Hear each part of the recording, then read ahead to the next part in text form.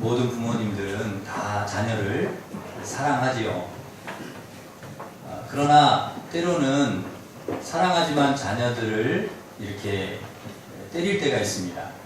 징계를 할 때가 있는 거죠. 물론 자녀들이 성숙하고 어른이 되면 매를 들지는 않습니다. 좀 미숙할 때, 어렸을 때, 자기 고집대로 하려고 할 때, 고집 부릴 때, 그런 때는 이렇게 매를 들기도 합니다.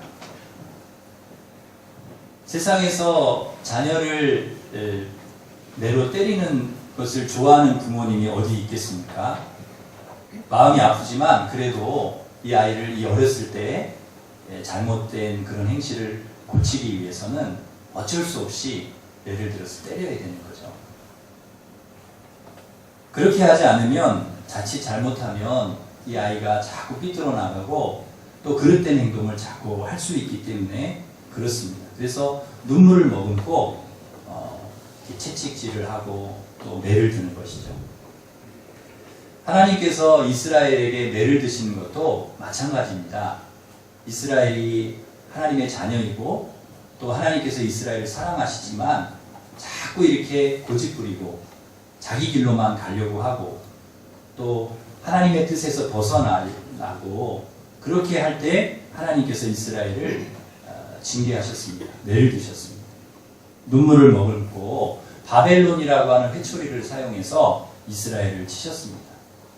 이 바벨론이라고 하는 나라가 그 당시에는 아주 강대국이었는데요. 이 바벨론이 내려와서 예루살렘을 에워싸고 공성전을 펼쳐서 예루살렘을 함락시키고 또 불태우고 성전을 파괴하고 또 성전에 있는 기물들을 다 깨뜨리고 또 좋은 것들은 바벨론으로 가져가고 그리고 많은 사람들을 죽이기도 하고 또 많은 사람들을 끌고 바벨론으로 포로로 잡아갔습니다.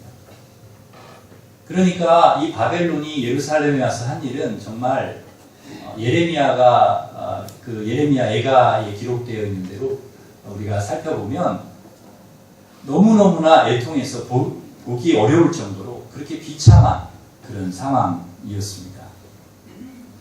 왜 이렇게 하나님께서 이스라엘을 이렇게 징계하셨는가? 그 이유는 이스라엘 범죄 때문이었다. 이렇게 성경에 기록되어 있습니다. 하나님의 무능함 때문이 아니라 이스라엘의 범죄 때문이다. 그들의 범죄 때문에 하나님이 이스라엘을 향해서 얼굴을 가리시고 원수들 손에 이스라엘을 넘기셨다는 것입니다.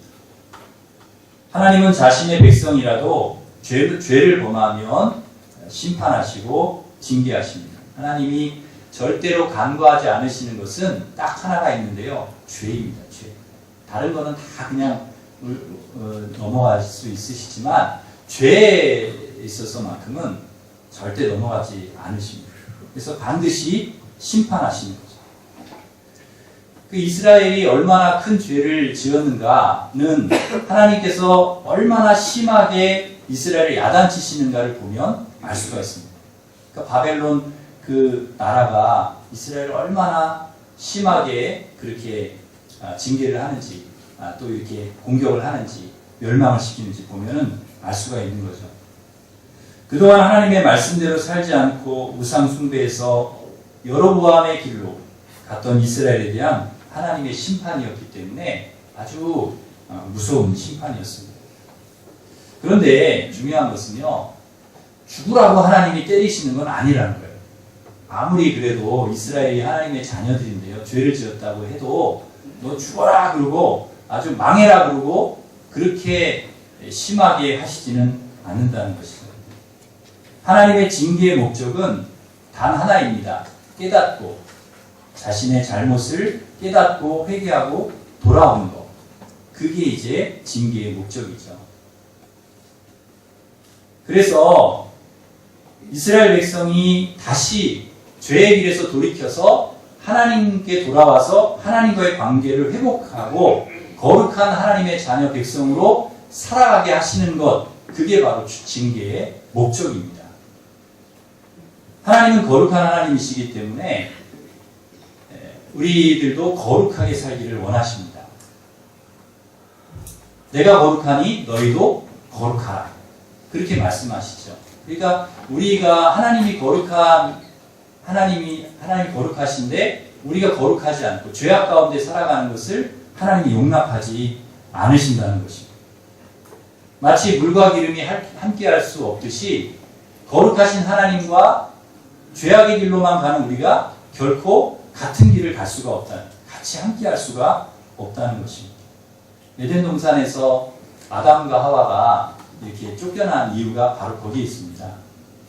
거룩하신 하나님 말씀에 불순종하고 또 자기의 고집을 부리면서 자기 불순종하고 자기 뜻대로 하면서 죄가 들어오니까 하나님과 함께 살 수가 없는 거죠. 그래서 쫓겨나게 된 것입니다. 여러분 부부도 그렇지 않습니까?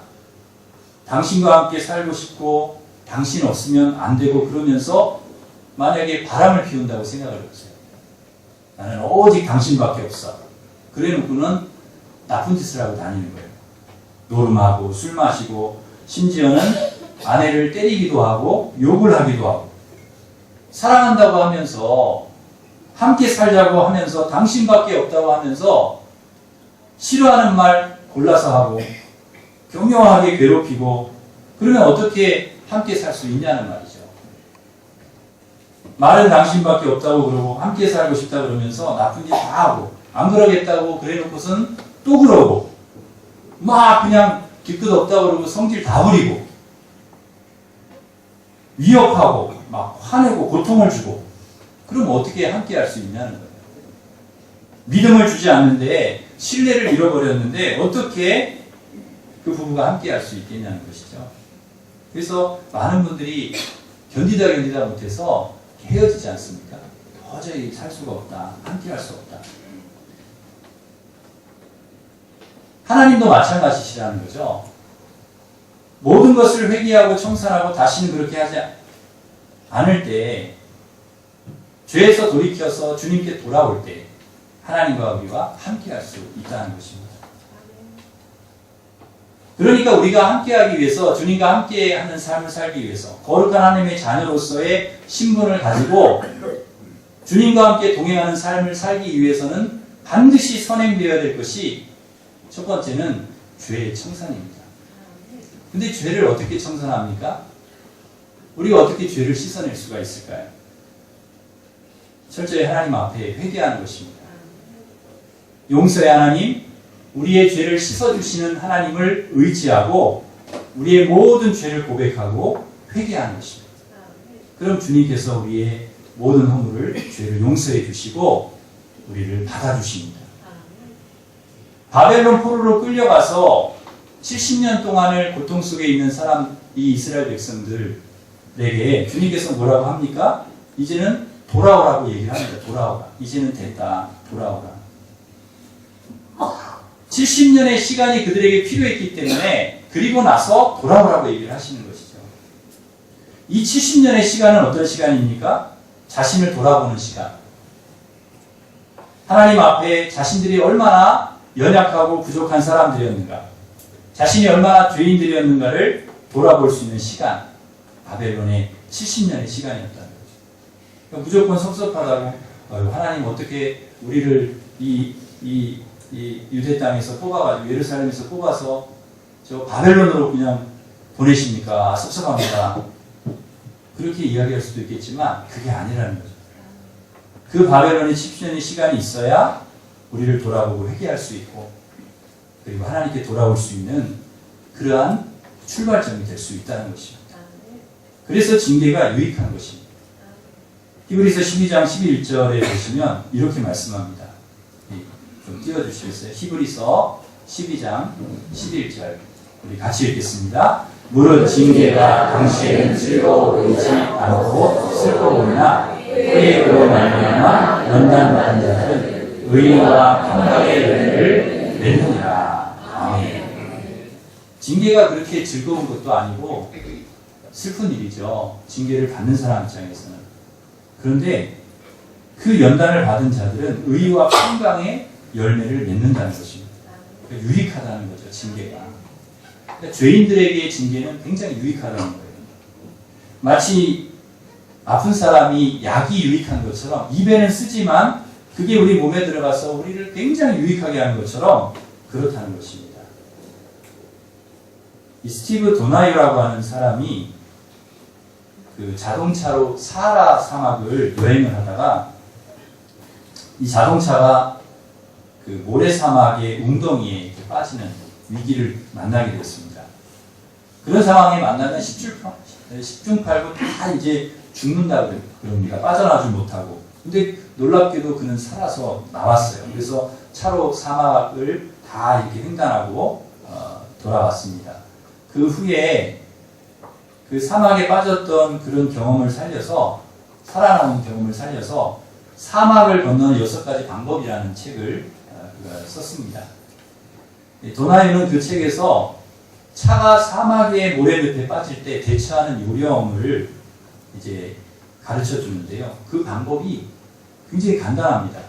대부분의 사람들은 이제 차가 모래에 딱 빠지면 막 엑셀을 밟아서 더 빠져나오려고 애를 쓴다는 거예요. 또 혹은 뭐 지렛대를 써가지고 이렇게 빠져나오려고 한다는 거예요. 근데 그렇게 하면 할수록 더 모래에 빠져들어간다는 거예요.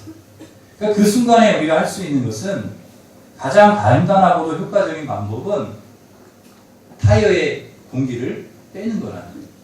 타이어의 공기를 이렇게 좀 빼면 그 바람을 빼는 순간 바닥과 그 타이어에 마찰력이 생겨가지고 조금만 이렇게 엔진을 이렇게 걸어서 시동을 걸어서 이제 하면 나온다는 거예요.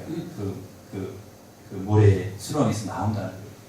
여러분 상식적으로 생각하면 타이어에 공기를 더 빵빵하게 집어넣어서 이렇게 해야 나올 것 같은데 그게 아니라는 거예요. 오히려 그 팽팽하게 있는 공기가 그게 더 수렁에 빠지게 만든 원인이 된다는 거죠. 그리고 우리 인생에도 우리가 인생의 길을 가다 보면 사막에 빠지는 이런 어려움과 문제를 만날 때가 있습니다. 우리도 이 문제에서 좀 벗어나려고 위기에서 좀 나오려고 애를 씁니다. 그런데 애를 쓰면 쓸수록 문제가 더 복잡해지고 더 꼬이는 때가 있다는 것이죠. 누군가 조금 도와주면 금세 벗어날 수 있을 것 같은데 오히려 그 사람이 나를 더 힘들게 만들어 버리는 일들도 있습니다. 타이어 공기가 조금만 더 있어준다면 문제없이 빠져나갈 수 있을 것 같은데 그 공기 한 움큼이 없어서 인생이 모래사막에 멈춰 서 있는 것 같은 그런 아쉬움을 느낄 때가 있습니다. 그런데 그 타이어 속에 남아있는 소량의 공기가 오히려 더 큰 문제를 만들어 내는 주범이라는 것을 생각하지 않는다는 것이죠. 작은 희망이 하나님을 향한 희망을 방해할 때가 있습니다. 남아있는 공기마저 빼야 살아남을 수 있다는 지혜를 우리는 이 글을 통해서 배우게 됩니다. 바벨론 포로 70년의 시간이 바로 이스라엘 백성들에게 들어있는 바람을 빼는 시간이었다는 것이죠. 자기 마음대로 살려고 했던 바람, 자기 고집대로 욕심대로 살려고 했던 바람, 교만했던 바람, 욕심으로 가득 찬 바람, 죄악으로 가득 찬 바람, 바로 그 바람을 빼는 시간, 바벨론 70년의 시간이었습니다. 힘이 완전히 빠졌을 때 바로 거기에서 하나님께서 이스라엘 민족의 힘을 빼놓으셨을 때 그제서야 비로 하나님이 보이고 그제서야 하나님께서 그들을 건지시는 것을 보게 됩니다. 25절 말씀에 보면 하나님께서 에스겔을 통해 뭐라고 말씀하십니까? 야곱의 사로잡힌 자를 돌아오게 하며 이스라엘 온 족속에게 사랑을 베풀지라.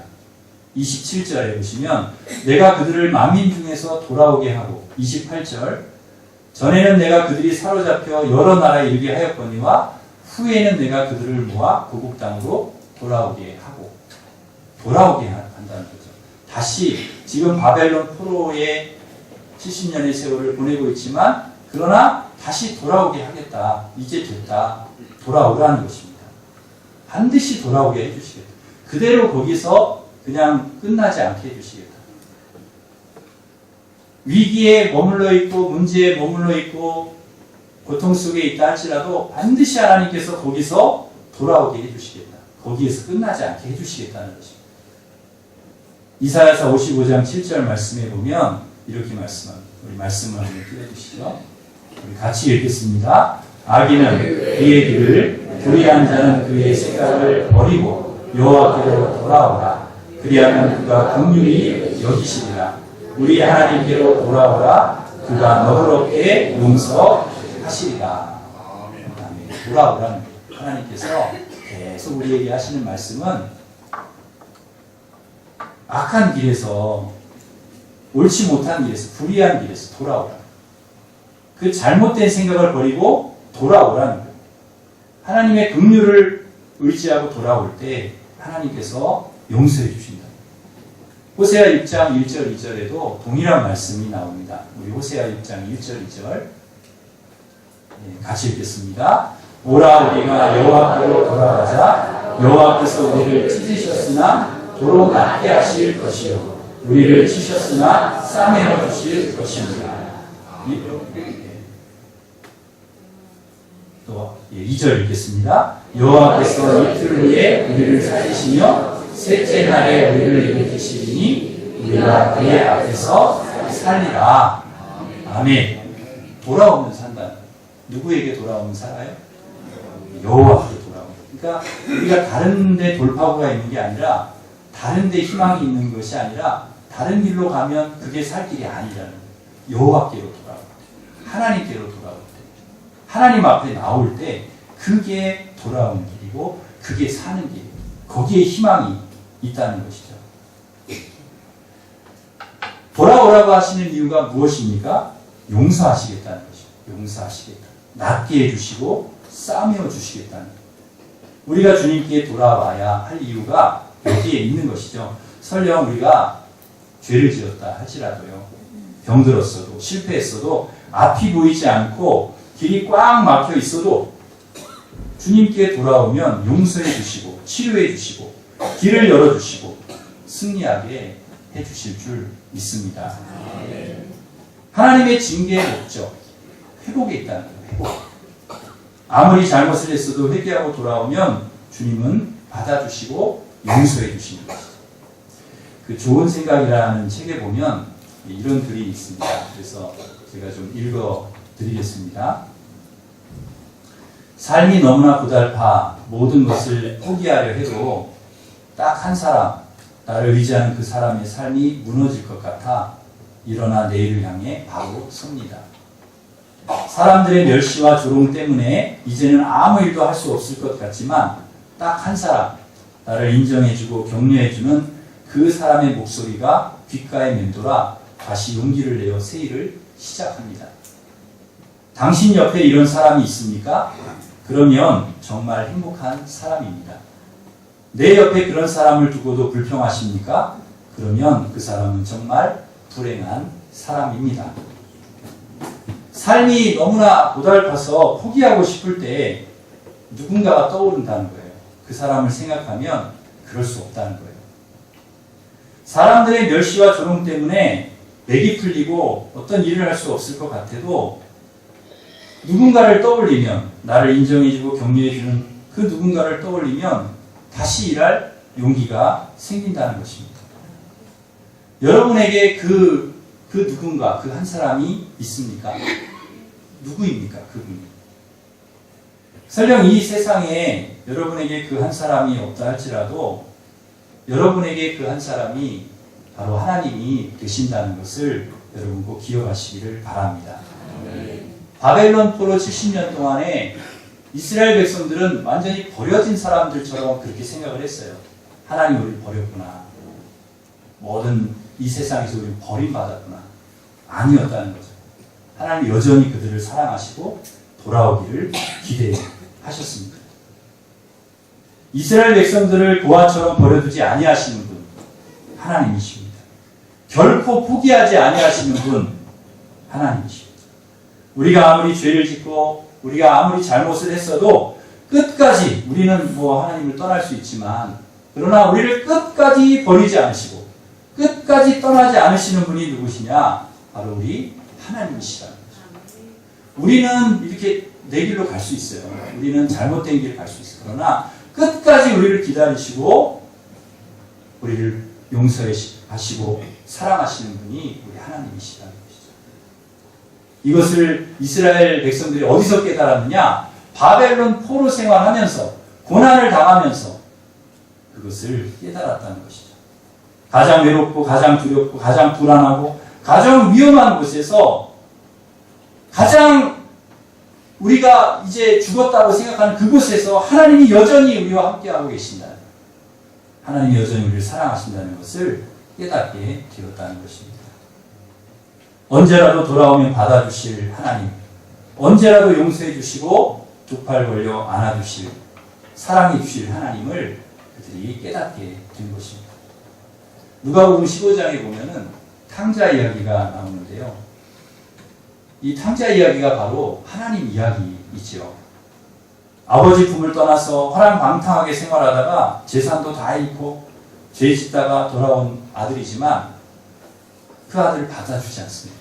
다 용서해주고 탓하지 않고 거지처럼 냄새나고 더러운 아들이지만 그래도 받아주는 거예요. 그 아들을 반갑게 안아주고 아들의 신분을 회복시켜주고 잔치까지 벌여서 기뻐하는 아버지, 그 아버지가 바로 우리 하나님이시라는 것입니다. 우리 하나님께서 그렇게 우리를 사랑하시고 용서하시고 받아주시는 것입니다. 우리 하나님이 용서의 하나님, 사랑의 하나님이라는 것, 우리 죄를 회개하고 주님께 오면 언제라도 받아주시는 하나님이시라는 것을 가장 확실하게 보여주는 사건이 어떤 사건인지 아십니까? 우리 하나님이 언제라도 우리를 받아주고 확실하게 용서해 주시는 가장 확실한 사건이 성경에 나오는데 그 사건이 어떤 사건입니까? 네, 그 순간 바로 십자가 사건입니다. 십자가 사건. 죄로 인해서 죽을 수밖에 없고 도저히 용서받을 수 없고 주님께 나아갈 수 없는 존재들이었지만 바로 그 십자가를 통해서 우리가 주님 앞에 나올 수 있도록 용서받을 수 있도록 하나님의 자녀가 될 수 있도록 해주셨다는 거죠. 내가 너를 이렇게 사랑한다. 내가 너를 이렇게 용서한다. 주님이 죽어주심으로 우리에게 그 사랑을 보여주신 것입니다. 그리고 우리를 다시 하나님의 자녀로 신분을 회복시켜 주셨다는 거예요. 이것이 바로 십자가의 은혜이고 하나님의 사랑입니다. 이 크신 사랑으로 우리를 다시금 하나님의 사랑으로 회복시켜 주신 줄 믿습니다. 네, 예화 하나만 하고 말씀을 맺겠습니다. 지금부터 약 200년 전에 영국의 폭력의 서클의 일원이었던 17살 소년이 있었습니다. 이 소년이 그 조지 위필드 목사님이 설교하실 때 그 설교를 듣고서 회개합니다.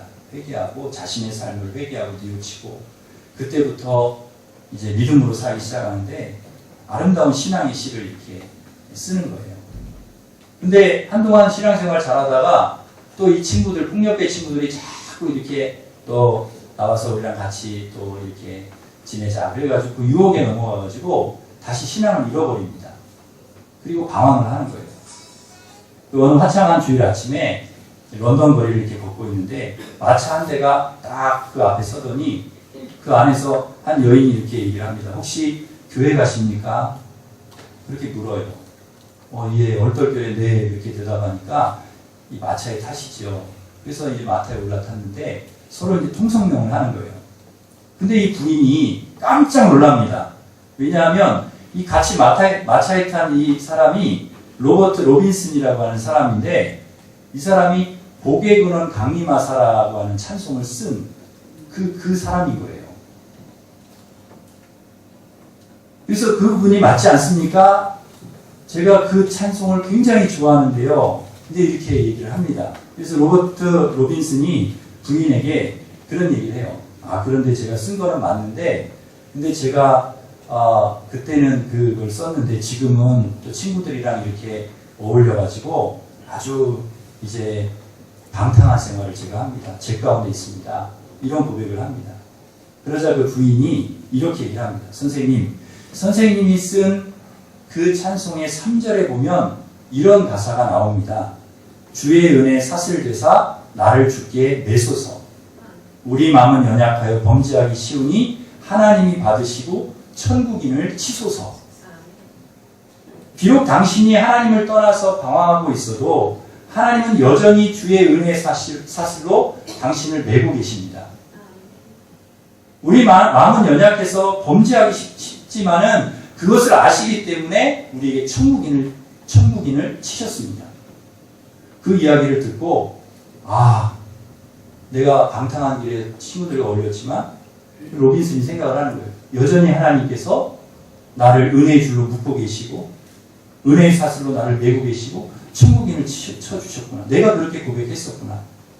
그리고서는 이 여인과 함께 교회에 가서 자신의 그 방탕한 삶을 다 하나님 앞에 회개하고 평생 동안 주를 위해 헌신하는 그런 인생을 살았다고 합니다. 이스라엘 백성들은 바벨론에서 하나님이 자기들을 버리신 줄 알았습니다. 그런데 아니라는 거예요. 사랑의 줄을 끊을 수가 없어요. 우리와 하나님의 사랑의 줄을 그 무엇도 죄도 끊을 수가 없다는 거예요. 우리는 주님을 떠날 수 있지만 하나님은 결코 우리를 떠나거나 버리시는 분이 아닙니다. 끝까지 우리를 사랑하시고 거룩한 하나님의 자녀로서 마지막까지 최후 우리의 달려갈 길 다 마칠 때까지 승리하는 삶을 살기를 주님께서 원하시는 줄 믿습니다. 사랑하는 성도 여러분, 문제와 위기가 올 때마다 쓸데없이 다른 데 도움을 구하려고 하고 다른 데 힘을 쓰시는 것이 아니라 오직 주님 바라고 여러분 힘을 빼고 주님께 맡기고 우리 주님을 여러분은 떠날지 몰라도 우리는 떠날지 몰라도 오직 한 분 주님은 여전히 우리를 사랑하시고 용서하시고 위로하시고 받아주시는 분이라는 것을 기억하고 어려울 때마다 회개하고 힘들 때마다 주님께 돌아와서 힘을 얻고 여러분 삶의 문제의기를 잘 극복하고 마지막 하나님 나라 갈 때까지 승리하는 삶을 살아가시는 우리 성도들 되시기를 간절히 바랍니다. 기도하겠습니다. 하나님